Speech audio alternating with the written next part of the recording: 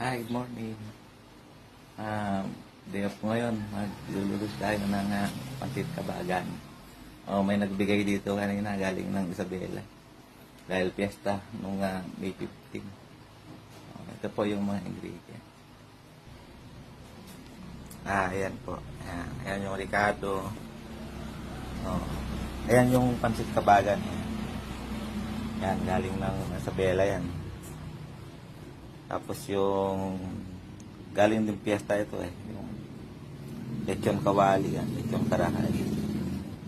Saka yung yung baka yan. Saka yung gulay. Mamaya po lulutuin natin yan. May maaga pa. Okay, bye-bye. At ito na nga po ang resulta po. Tapos ko lang po magluto ng pansit kabagan. Ito na po.